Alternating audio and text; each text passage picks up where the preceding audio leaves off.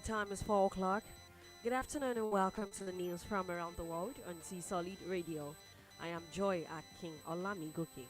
First, the major headlines.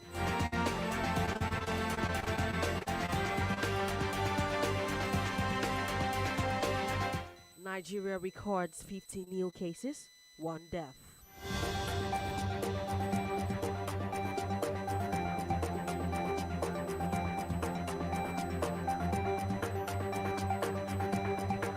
And on the foreign scene, Israel and South Korea strike Pfizer vaccine deal.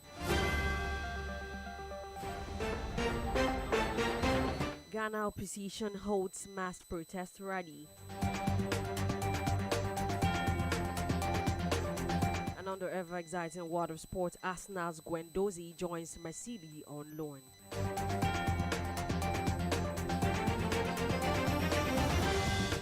And moving on to the news in details. The Nigeria Center for Disease Control and CDC has reported additional 50 new COVID-19 cases as of July 5th and one death in its daily infection chart. The NCDC said on its website today that the country's active COVID-19 cases were still over 1,300 and that the additional positive samples of the virus were recorded in 4 states and the Federal Capital Territory. It added that of the 4 states and the FCT that contributed to Monday's infection tally, Lagos reported the highest figure of 31 new cases. Yobe State recorded 11, while the FCT recorded 4, and Rivers State registered 1 case. The agency noted that the new infections, which dropped from the 56 cases recorded a day earlier, increased the country's tally to 167,909, adding that COVID-19 related death was recorded on Monday, keeping the total fatality toll at 2,122. It, however, noted that the country tested a total of over 2.3 million samples from its roughly 200 million population.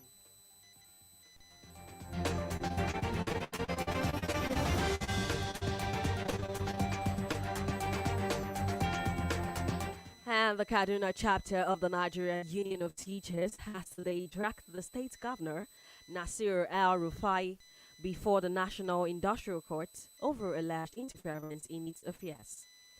The suit, as co-defendant, is the Attorney General of the state, State Universal Basic Education Board, and the Attorney General of the Federation. Meanwhile, when the matter came up before the Claimants Council, Justice Ayodele Obaseki Osage Samuel Athong informed the court that they had served processes on the defendants, adding that the first, second, and third defendants, however, were not represented either by their representative nor counsel. The fourth defendant, counsel O.A. Akinde, acknowledged receipts of the claimant's originating process and added that they had filed their response at the court's registry. She further explained that she was told that the document had to undergo the mandatory days for quarantine before serving the same on the claimant. Akinde then prayed for an adjournment in the hope that the claimant would be served before the next adjourned date.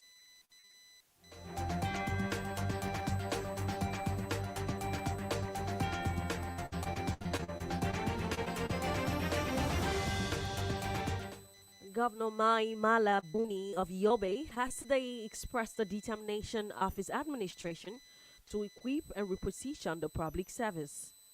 He made the pledge in Damaturu during the inauguration of the 7 newly appointed permanent secretaries, members of Judicial Service Commission, and member of Yobe State Independent Electoral Commission. The governor asked the appointees to be guided by the Code of Ethics and to conduct themselves in conformity with the oath of allegiance and the oath of office administered unto them. He also appealed to them to be proactive in preferring fresh ideas and to build strong synergy with colleagues in the ministries and departments for efficient and effective service delivery. Buni congratulated the appointees, wishing them God's support and guidance as they took on their new responsibilities. The newly appointed permanent secretaries are Usman Bura, Ali Mustafa, Isa Buka, Ajiya Musa, Audi Umaru, Abdullahi Abba, and Amidu Isa. Those sworn in included Mr. Yusuf Alado, Alhaji Ibrahim Gaji, and Halaji Baba Gishiwari, all reappointed to serve for a second term as members of the Judicial Service Commission, while Alhaji Gambo Jimbam will serve as a newly appointed member.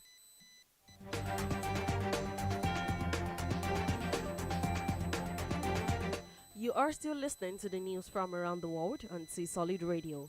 Still to come is the foreign and sport news. Do remember that you can download our app T Solid on Play Store or log on to www.tsolid.tv. You can also follow us on our various social media platforms on our T Solid Radio TV.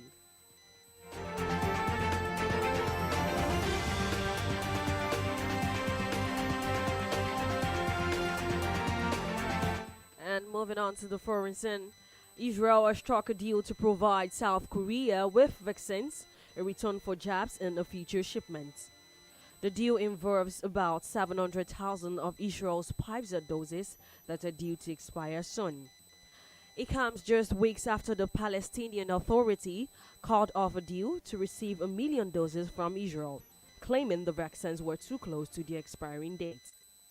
South Korea says the deal will allow it to accelerate vaccination.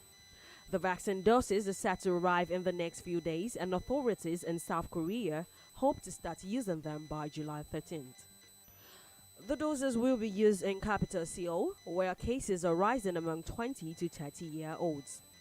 Authorities there, however, said the vaccine would be used to inoculate those considered at risk and will also include street cleaners, delivery workers, and retail employees.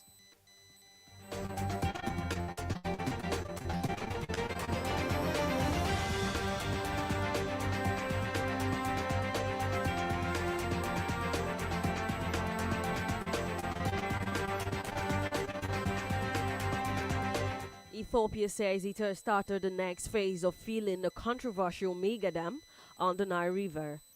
Egyptian authorities said on Monday, raising tensions ahead of an upcoming United Nations Security Council on the issue.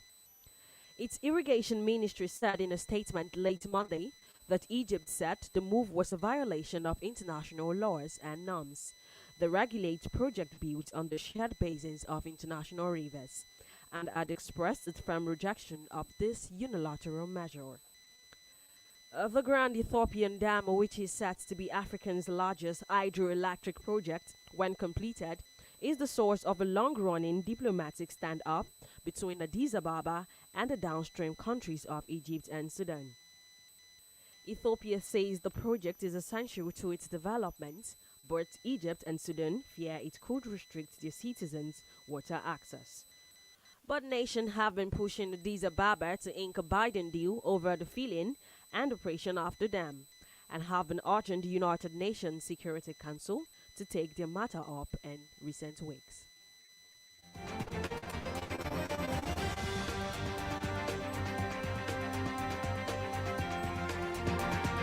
And thousands of opposition protesters have railed in the capital, Accra, demanding justice for victims of recent killings.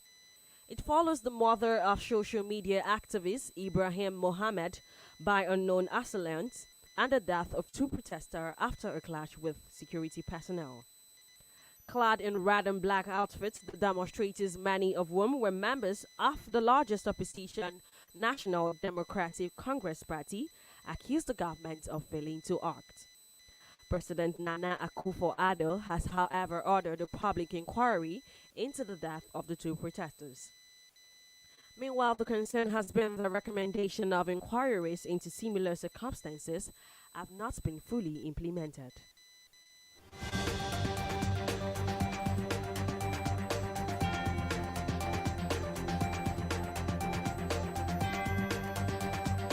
And the United Nations Children's Agency, UNICEF, has said 4.5 million children in South Sudan are in desperate need of humanitarian support.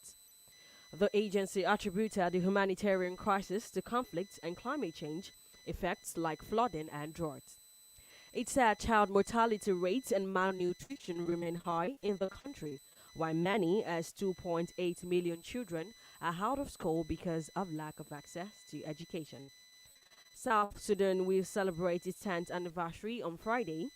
The country is in the process of implementing a peace agreement that ended years of conflict.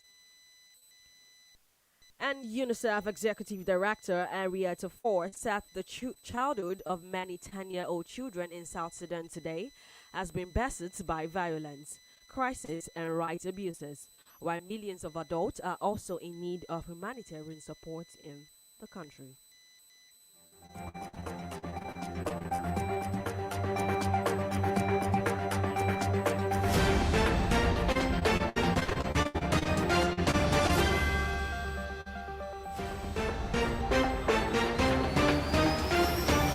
Moving on to the ever exciting world of sports, the French Ligue 1 club has today announced Arsenal midfielder Matteo Guendouzi, who spent last year at Hertha Berlin, has joined Marseille on loan. Marseille signed the 22-year-old Frenchman on a one-year deal with an option to buy. Guendouzi made this Ligue 1 debut for Lorient in 2016 before joining Arsenal 2 years later. He made 82 appearances for the Gunners, scoring 1 goal, and came off the bench in 2019 Europa League final against Chelsea. Guendouzi's arrival comes 3 days after Marseille signed Argentina defender Leonardo Baladi on a permanent basis. Baladi, who joined on loan from Borussia Dortmund last summer, has however signed a 5-year deal.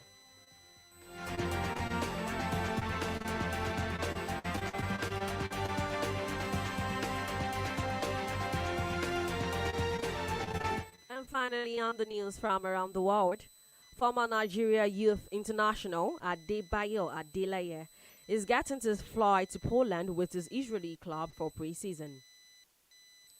Hapoel Jerusalem goalkeeper Adebayo Adeleye will in the coming days embark on a pre-season tour of Poland and Lithuania with his Israeli club.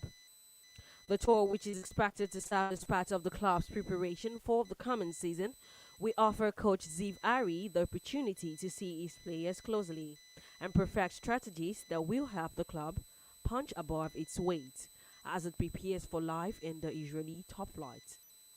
Adeleye, a former Nigerian Youth International, told newsmen that Hapoel Jerusalem will play a series of warm-up matches with some top Polish clubs before proceeding to Lithuania for the next stage of pre-season. Adeleye, who conceded with just 17 goals throughout the season, has also indicated his readiness to fight for a shirt in the Super Eagles when the opportunity presents itself.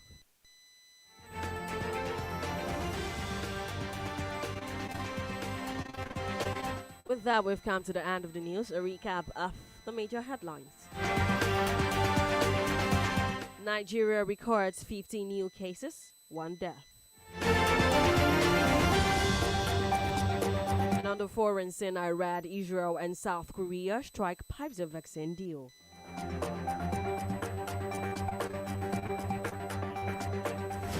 Ghana opposition holds mass protest rally. And on the ever exciting world of sport, you heard Arsenal Guendouzi joins Marseille on loan. Ensure to go by all precautionary measures to stay safe from COVID-19, as recommended by the World Health Organization and the Nigerian Center for Disease Control. Do remember to download our app T-Solid on Play Store or log on to www.tsolid.tv. You can also follow us on our various social media platforms on our T-Solid Radio TV. The news was compiled by Akachi Chijioke. I am Joy Akin Olamigoke. Good afternoon and many thanks for listening.